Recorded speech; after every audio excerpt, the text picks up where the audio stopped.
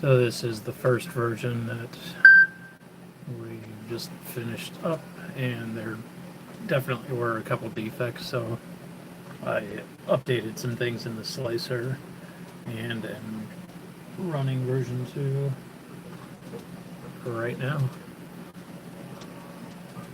Yeah, there's a couple defects back in